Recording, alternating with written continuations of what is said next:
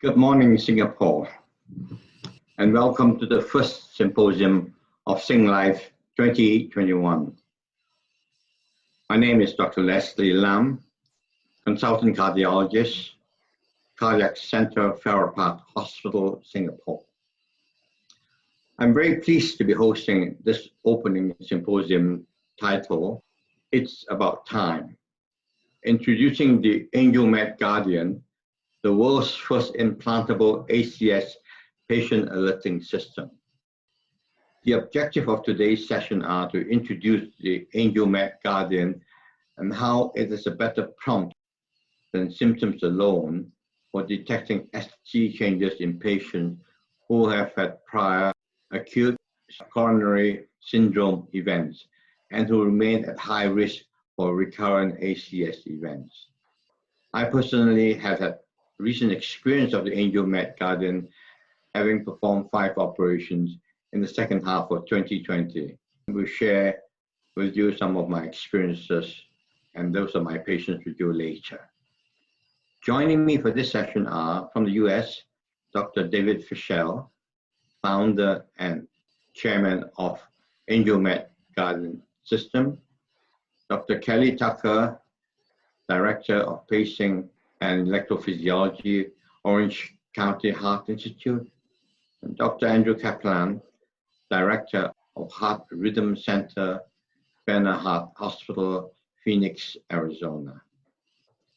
On completion of our presentations, we will hold a Q&A session featuring our 3 presenters and 3 panelists from Singapore: Associate Professor Philip Wong, Associate Professor Cheng Chi Kiong, and Dr. Calvin Moore.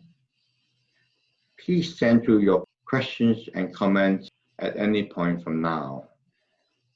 Prior to the proceeding, I would like to thank the session sponsor, Hydrix Medical, the distributor of AngelMed Guardian in Singapore. Now I hand over to Dr. Fischell to present the scientific rationale behind AngelMed Guardian. Welcome everyone to this Singapore live webinar. My name is David Fischell. I'm the founder and now chairman of Angel Medical Systems, the developer of the AngelMed Guardian. Doctors Tucker, Kaplan, and I are here today to discuss an innovative device that helps solve the unmet need to get patients having acute coronary syndromes, including heart attacks, to quickly seek medical attention, even if they're having a silent MI. Over the next half hour, we plan to share with you what we have learned over 20 years of work to bring this potential life and heart-saving device to market. Dr. Kelly Tucker will begin by describing the problem with symptoms. I will discuss the science and technology behind the AngelMed Guardian, and Dr. Kaplan will finish with a discussion of what this means to his patients' quality of life. Thank you, Dr. Fischell. My name is Kelly Tucker, and I was the principal investigator in Orange County, California. The topic today is acute coronary syndrome events, including heart attacks. And as you know, this is the most common form of death in the United States today. It's a huge clinical problem. And the fact is, most of these patients should not die. The dilemma is that the actual treatment of acute coronary syndromes and myocardial infarction rarely occurs until the patient acts. And the patient's actions are predicated upon 3 critical steps occurring before any therapy. Firstly, the patient has to develop symptoms. Secondly, the patient has to recognize that these are the symptoms of an acute coronary syndrome or heart attack. And lastly, the patient has to seek timely medical attention. Now, obviously, these 3 steps are quite inefficient and result in significant treatment delays and consequent increases in morbidity and mortality. So currently, recognizing symptoms is the only warning that a patient has to alert them to seek medical attention for an acute coronary syndrome or heart attack. Unfortunately, the most common heart attack symptom, chest pain, is not a sensitive marker, and it's not a specific marker of either acute coronary syndrome or myocardial infarction. And it is rarely a timely prompt for the patient to seek medical attention. It's not a sensitive prompt, as half or more of all heart attacks have no symptoms or atypical symptoms. And this is particularly true in women, elderly, and diabetic patients. Chest pain in particular is not a specific prompt because fewer than 20% of the patients who present to the emergency department with chest pain are actually having an acute coronary syndrome or myocardial infarction. And lastly, and most important, chest pain is not a timely prompt. The average heart attack patient takes several hours to arrive at a medical facility after symptoms become continuous, and 6 or more hours after initial symptom onset on average. Now, you may have seen a few studies which show medium symptom to door times of shorter times, like 2 to 3 hours. However, these are outcome studies and usually did not measure from initial symptom onset. So that accounts for these differences. Furthermore, patient education and symptom recognition has been evaluated, but unfortunately, it's not really very effective at reducing symptom to hospital door times.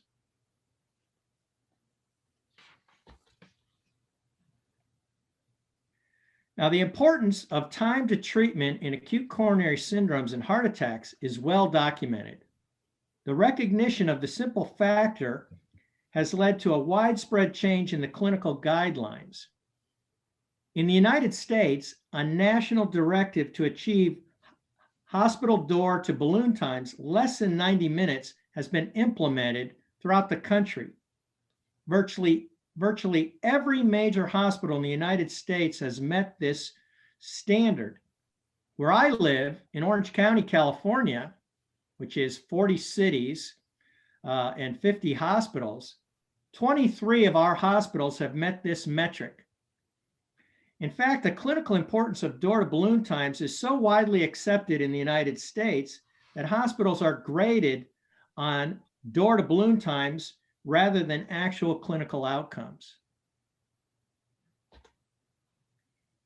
Now, there's been great success at reducing hospital door to treatment times for patients with acute coronary syndromes and myocardial infarctions. Unfortunately, there's been very little progress at getting the patient from their home to the hospital door. Therefore, home to hospital door times remain a major problem and one that has previously been unaddressed. This is the dilemma that we have set out to correct with the AngelMed Guardian system. Thank you. Data that Dr. Fischell will present later in this webinar is the first to ever show a means to reduce pre-hospital delay for heart attacks, and also the first means to provide an external prompt for patients' presentation with silent MI or any acute coronary syndrome. So thank you very much. Dr. Fischell will now share the rationale and supporting data for the AngelMed Guardian system, an implantable monitor that provides patient alerting for potential acute coronary syndrome events, including heart attacks. Thank you, Dr. Tucker. In an attempt to find a better prompt than symptoms, the first question to ask would be, is there a measurable signal from the occlusion of a coronary artery one could use to identify a potential heart attack? It turns out there is a gold standard. Rapidly progressive ST segment changes without heart rate elevation are highly specific for acute occlusion of a coronary artery supplying viable myocardium. Even NSTEMIs have ST changes at the time of occlusion if you're there to see it. These findings provide the pathophysiologic basis for the AngelMed Guardian system. So what do ST changes look like following occlusion of a coronary artery? This ECG live video tracing from our early work shows the progression of ST changes during a 2-minute balloon occlusion of a human patient's LAD during PCI. It's measured from left pectoral to the RV apex using a temporary pacing lead, similar to the can-to-tip vector with a pacemaker lead. The balloon is inflated at t equals 1 minute and deflated at t equals 3 minutes. This will play slightly faster than real time, but you can clearly see the significant changes even after 1 minute of total occlusion of a coronary. Note that in a can-to-tip vector, most LAD occlusions provide negative ST shifts. When the balloon is deflated at t equals 3 minutes, within seconds, the ST changes resolve, as you see here. As you can see, total occlusion of a coronary produces a very nice change to detect. It's the other things the heart throws at us that makes it difficult. To detect diagnostic ST changes indicative of coronary occlusion is not easy. It requires a permanent monitor for years, as ACS events and heart attacks do not occur frequently, but are very life-threatening when they do occur. Good signal fidelity over such long periods will require implanted electrodes placed to see ST changes from occlusion of all 3 coronary arteries. This just won't work for short vector loop recorders or Apple Watches. A patient self-reference detection algorithm is also going to be needed, as one size does not fit all. And lastly, the ability to specifically detect acute versus long-term changes is very important. There are lots of devices available to detect R-wave-based heart rate and heart rate anomalies, but none to measure ST changes to accurately detect an occluded coronary indicative of a potential heart attack. The Guardian system is the first to do this, includes an implantable medical device, or IMD, that detects intracardiac ST segment changes using a standard pacemaker lead in a can-to-tip vector. The device is implanted just like a single chamber pacemaker. The IMD alerts patients to a new coronary occlusion using a vibrational alert, similar to a contemporary cell phone. The IMD connects wirelessly to an external device, or EXD, that provides additional acoustic and visual alerting and has an alarm silence button. A portable programmer is used to program patient-specific ST shift detection thresholds and other parameters. The programmer enables physicians also to retrieve their patient's electrogram data associated with a detective acute coronary syndrome event. The programmer is easy to use with step-by-step guides. The IMD and EXD provide 2 levels of patient alerting, an emergency alarm and a lower priority see doctor alert. Each has a distinct vibratory, acoustic, and visual pattern that meets international standards and has been validated by extensive human factors testing. An emergency alarm signals that the patient is experiencing a persistent ST segment change indicative of coronary occlusion. The IMD vibrates and the EXD beeps and shows a red flashing LED. Patients are trained to know that they need to seek immediate medical attention when they're having an emergency alarm. This is what an emergency alarm looks and sounds like.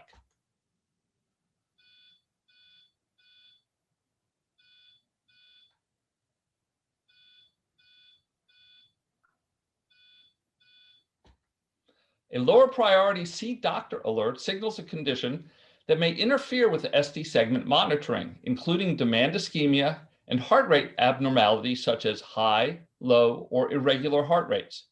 As you can see in here, the alarm is 1 beep every 7 seconds and a yellow flashing LED. For these alerts, patients are instructed to call their doctor and to schedule an appointment within the next few days. One size does not fit all for detecting ST changes indicative of a heart attack. Every patient's ST distributions are different. Slow changing events that can cause ST changes like pericarditis and other heart signal anomalies like PVCs must be properly dealt with to prevent false detection. To provide accuracy, every patient's detection algorithm is customized by artificial intelligence machine learning techniques proven by more than 10 years of clinical testing. Machine learning is used in 2 areas to allow the Guardian system to learn what is normal for the patient. The first is in setting the detection thresholds based on thousands of recorded beats, and second in creating a constantly updated baseline for the patient's normal ST levels against which current data is compared. The next two slides describe these further. Getting each patient's ST change detection thresholds right is critical, as described on this slide. At the time of implant, alarms are disabled, and the IMD begins collecting data, measuring the ST levels on thousands of beats. 7 to 14 days after implant, the patient returns to have the incision scar checked. At that time, data on the collected ST levels for thousands of beats are uploaded to the programmer.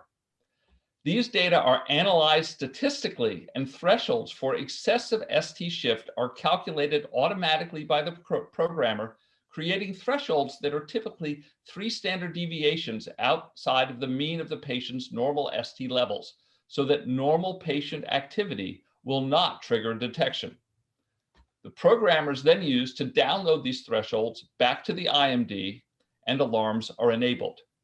A patient training session is then conducted where the programmer is then used to play the alarm so the patient can feel, see them, and hear them, as well as learn to use the EXD to silence them as well. Patients are instructed what to do for both type of alerts, and just as important, patients are instructed to not ignore symptoms, as no technology is perfect. Patients return every 6 months for follow-up and refreshing of threshold levels. To allow for accurate detection and avoid false positive events, it is important to detect acute ST changes by comparing what is happening in real time with what is normal for the patient in the recent past. The second machine learning method involves having the IMD learn what normal ST levels look like over the last day by creating an effective baseline from 24 hourly collected electrogram segments. Once an hour, a new 10-second electrogram is added to the baseline collection, and the average effective baseline is updated. It supplies for comparison with newly collected data a baseline ST level as set as a percentage of the average R wave height for the 24 collected segments. Now that the IMD know what's normal over the last day and has excessive ST shift thresholds based on thousands of measured beats, the IMD looks to detect an occlusive event as follows. Every 90 seconds, 10 seconds of electrogram data is analyzed. Sinus beats are compared to the effective baseline to see if the ST level for the beat has shifted more than the detection threshold. If 6 out of 8 beats are shifted, the IMD waits 20 seconds and then grabs another 10 seconds of data. And it does this in successive segments. If 6 out of 8 beats in 3 successive segments are shifted, the Guardian initiates an emergency alarm. The Guardian then saves for later review all 24 baselines and additional electrogram segments from before and up to 6 hours after the detection. This complex algorithm has been refined and tested over many thousands of patient years, including the ALERTS clinical study. The ALERT study enrolled patients at high risk for recurrent ACS events. The inclusion criteria required a prior ACS event or CABG and an additional risk factor of diabetes, renal insufficiency, or a TIMI risk score of 3 or greater. Exclusion criteria included no chronic arrhythmias or cognitive and physical inabilities. It also eliminated patients with life expectancy limitations or an existing PACER or ICD. The ALERT study enrolled 1,020 patients. Ultimately, 910 were implanted and 907 were randomized for 6 months to alarms on or alarms off. The follow-up rate in the study was 97% at the end of the 6-month study period. Patients in the alarms on group had fully functioning devices. Patients in the alarms off group had devices with detection enabled, but alarms disabled and knew it. The alarms off group was to represent standard of care, where only symptoms could prompt presentation. Detection being enabled allowed for the device to record when it detected potential occlusive events. At 6 months, alarms off patients had their alarms turned on. The characteristic of the patients at high risk for recurrent ACS event were well balanced between the randomized groups. The mean age was approximately 60, and 1/3 of the patients were female. At baseline, the mean ejection fraction was 54%, about a half were diabetic. Nearly all of the patients had a history of revascularization, and about 1 in 6 had renal insufficiency. 2 analyses of these data from alerts were performed: an initial analysis using only the 6 months of randomized data, and an expanded analysis that included more than 1,500 patient years of alarms on data. Different endpoints and event committee prospectively adjudicated the data for each analysis. Together, these analyses were used by the American FDA to grant PMA approval for the Guardian in 2018. FDA approval as safe was based on meeting the primary safety endpoint of the initial analysis and more than 3,000 patient years of additional safety data provided in the expanded analysis. FDA approval as effective was based only somewhat on the initial analysis of 6-month randomized data. The approval was based primarily on the expanded analysis, including additional results related to device accuracy that were not part of the original study endpoints. The Guardian system is safe and easily met the safety primary endpoint used for pacemakers of greater than 90% freedom from system-related complications, with a greater than 96% freedom result. Treatable infections at the implant site were the most frequent system-related complications, as they are with pacemakers. The Guardian system was shown to be effective by showing it's a more accurate prompt for ACS than patient symptoms, by reducing false positive ER visits compared to patient symptoms, by getting patients with symptoms to the hospital much faster than symptoms alone, and finally prompting patients having a silent MI to seek medical attention. This is a first ever. There are 2 indicators used to measure accuracy of the Guardian alarms as a prompt for ACS event. The first one, positive predictive value, is the percent of patients arriving at the ER who are actually having an ACS event. In the expanded analysis of alerts data, each ER visit was adjudicated by Harvard University faculty cardiologists to identify which were ACS events that included MIs and cases of unstable angina. As expected from prior studies, where less than 20% of patients arriving with symptoms at an ER have an ACS event or MI, the PPV for alarms off symptom-prompted ER visits was 18.2%. In comparison, a symptomatic patient with an alarm had a 91% higher PPV of 34.8%. For asymptomatic presentation, as expected, they do not exist for the alarms off group. And while 20% may seem somewhat low for alarms in those with alarms, it's as good as the standard of care. And remember, these patients otherwise would never come in. It should be noted that only ACS events were counted as true positives. Many alarm-prompted patients had other non-ACS serious medical conditions that did not count in this analysis. Most important is that the Guardian is the first ever system to prompt presentation for a silent MI. The second measure of accuracy analyzed was the annualized rate of false positive ER visits. As I mentioned, the initial analysis did not include accuracy data to address concerns that the Guardian could induce a significant increase in false positive presentations without an actual ACS event. This concern was not supported by the data, which showed that just having alarms enabled actually decreased the false positive rate by 26%, even when including false positive symptoms only presentations where no alarm occurred. The big surprise was that the false positive rate just for alarm prompted presentations was about 1/4 of that for the alarms off group or the standard of care. The primary goal of the Guardian has always been to get patients having a heart attack to the hospital faster than if they only depended on symptoms to prompt presentation. The next few slides show the impact of alarms on pre-hospital delay. We begin with the alarms off control group representing standard of care, whose adjudicated MIs were identified following patient presentation prompted by symptoms only. The alarms off group with only 40% of MIs presenting in less than 4 hours, had a median symptom to door for MI of more than 8 hours. The alarms off group shown in the bottom curve matches well with the study by Devon that, like alerts, looked at time from initial symptom onset and included late arrivals greater than 96 hours. Both show only 40% of patients arriving in less than 4 hours from symptom onset. In addition, of interest is that while the overall median symptom to door in Devon was 6.2 hours, it was 6 hours for men and 9 hours for women. Prolonged pre-hospital delay has long been a more significant issue for women who are more prone to atypical symptoms and silent MIs. What is the impact on symptom to door for patients alerted by the Guardian? As seen here, nearly 90% of patients having a heart attack who had both symptoms and a Guardian alert reached a medical facility within 2 hours of symptom onset, with a median symptom to door of 1 hour.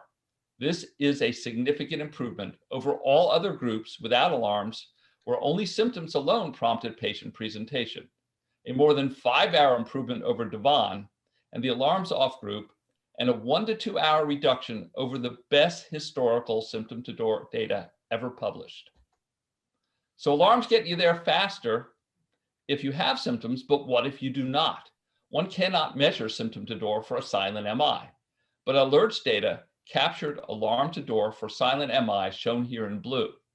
The median alarm to door time for these silent MIs is 1.4 hours, with more than 75% of the patients arriving within 2 hours of the alarm. The Guardian is the first ever technology that can prompt presentation for silent MI, and when it does so, the patients take action quickly. A secondary endpoint of the expanded analysis was also the ability of the Guardian to prompt patient presentation, resulting in the diagnosis of new onset serious medical conditions. These include both emergency alarm and see doctor alert prompted visits. Nearly 9% of patients had such an additional detection in the 1,500 patient years of data looked at. Those prompted by an emergency alarm counted as false positive for ACS, but were important nonetheless. Alarms also prompted presentation of 46 patients with a new indication for a pacemaker or an ICD. The FDA indication for use is shown here. This broad IFU will allow the Guardian to be used in high-risk post-ACS patients. It's important to note that the Guardian is an adjunct to symptoms, not a replacement for them. It describes the improved accuracy and reduced false positives of the Guardian alerts, and importantly indicates that the Guardian can prompt patient presentation for asymptomatic ACS events, including silent heart attacks. What does this mean for a patient having a heart attack? Here's an example of a Michigan female who at 6:30 in the morning experienced some symptoms. Shortly later, her alarm went off. You can see the tracing from inside showing the comparison of 24 hours before versus the alarm capture electrogram. Within 30 minutes, she's in the ambulance on the way to the hospital. A little changes here, but within 50 minutes, she's completed admission into the hospital, completed a EKG with a significant posterior STEMI showing up in the 12 lead. Rushed into the cath lab, they found a subtotal occlusion in her circumflex coronary. Complete treatment in under an hour and a half. This is the gold standard for what the Guardian will be able to do in the future. I'd now like to turn it over to Dr. Kaplan to talk about what this means to patients and their quality of life. Post-ACS patients need something. Only a small percentage of MI survivors receive implantable defibrillators, which only offer protection against sudden death. For all other post-ACS patients, there is nothing to help them deal with the fear and anxiety of having a life-ending or disabling event. Recognition of ischemic symptoms may still be challenging for these patients. As the Guardian went through early feasibility studies, patients reported lessened anxiety and peace of mind from having an early warning system, especially one that can help differentiate real from false symptoms.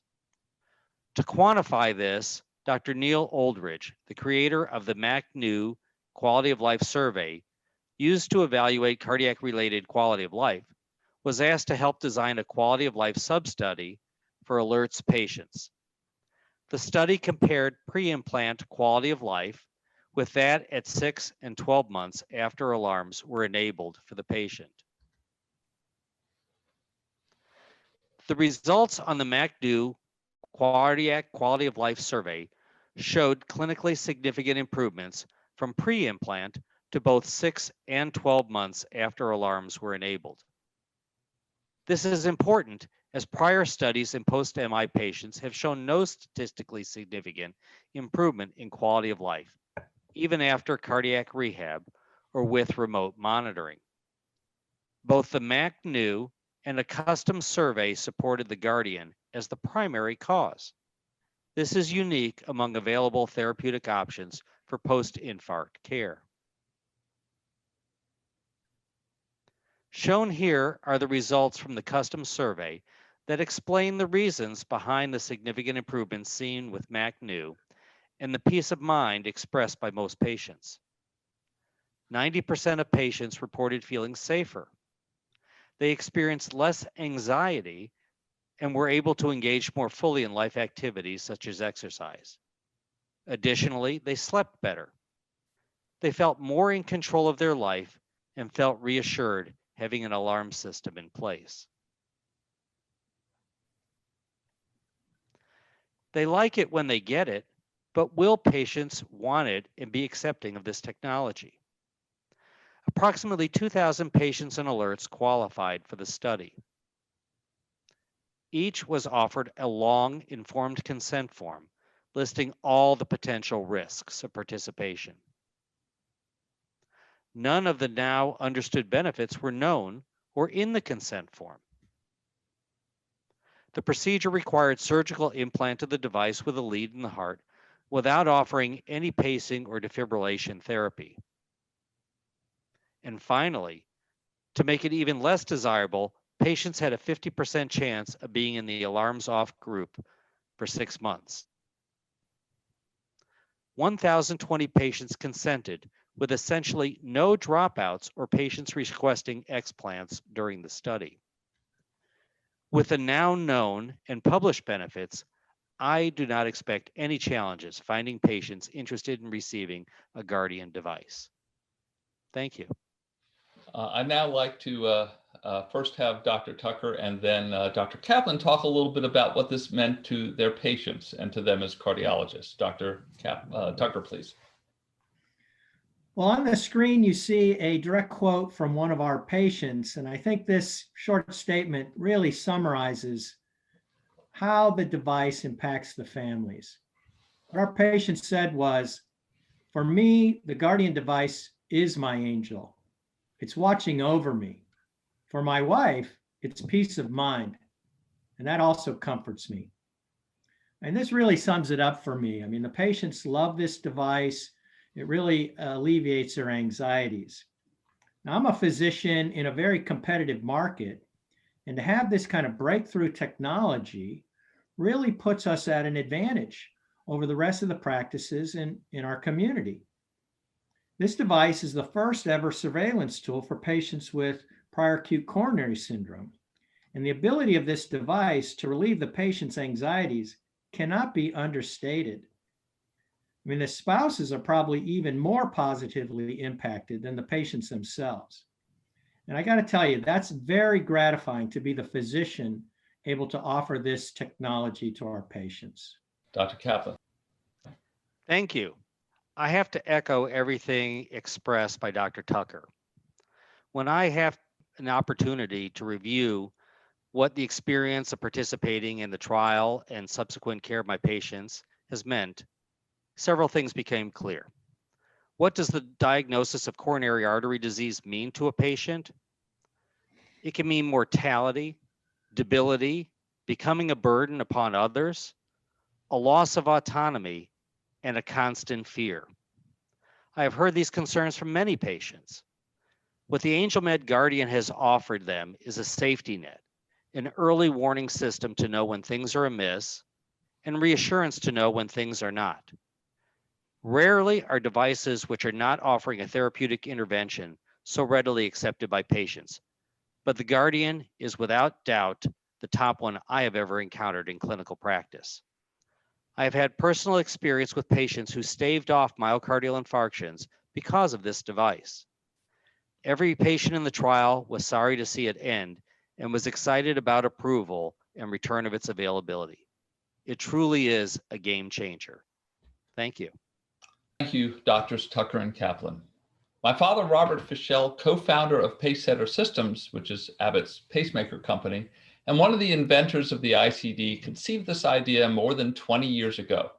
My team of gifted former Bell Labs engineers turned the idea into reality, and 5 patients in Singapore have already received the first commercial implants of the AngelMed Guardian, while we've begun to re-implant our US alerts patients. The Guardian has the potential to help high-risk patients with minimal risk. It has a large number of benefits as we presented today, but in summary, it does what it was designed to do. If you have symptoms, it shortens symptom to door time. If you don't have symptoms, it still gets you there. The American FDA wrote in their summary of safety and effectiveness data, the Guardian device fills an unmet medical need by providing more effective diagnosis of a life-threatening condition when compared to symptoms alone. As Dr. David Wones from Spectrum Health in Michigan said in our previous Singapore webinar, all that remains to be said is, it's about time. Thank you very much. Thank you, David. The average pre-hospital delay for a patient with a heart attack varies between 3 to 7 hours. Even patients with a previous heart attack, the delay is about 2 hours. Now, if a patient comes in with a heart attack to the ER within 2 hours and receives immediate treatment, there's a good chance that the heart attack can be aborted. Or if not, at least the damage will be very much reduced. In a major heart attack, some 5% of patients will succumb within the first 2 hours. Every further 30 minutes delay would increase the mortality by about 7.5%. Why is there so much pre-hospital delay? Well, patients, when they get a heart attack, often adopt a wait-and-see policy, hoping that the discomfort is due to something else rather than a heart attack, hoping it's due to gastric problem or any other thing except a heart attack. Even doctors who get heart attack when they come to the A&E often denies that they have a heart attack. Secondly, some 30% of heart attack patients present no symptoms at all. In fact, in diabetic patients, 60 to 65% of patients with a heart attack in diabetic patients have no chest pain. Now, women with heart attack are more likely than men to present with atypical symptoms such as breathlessness, gastric pain, back pain, and profuse sweating. And lastly, many heart attack occurs in the early hours of the morning, between 6 to 9 a.m., the so-called morning surge. And at this hour, the patients are reluctant to call the cardiologist and will often sit it out for a few hours. An AngelMed Guardian device can accurately detect and diagnose heart attack within 2 minutes. This is going to be a real game changer.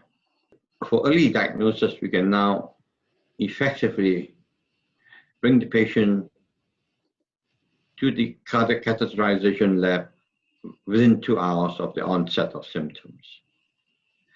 This can effectively save a lot of lives. It will also reduce the number of visits to the A&E from false alarm.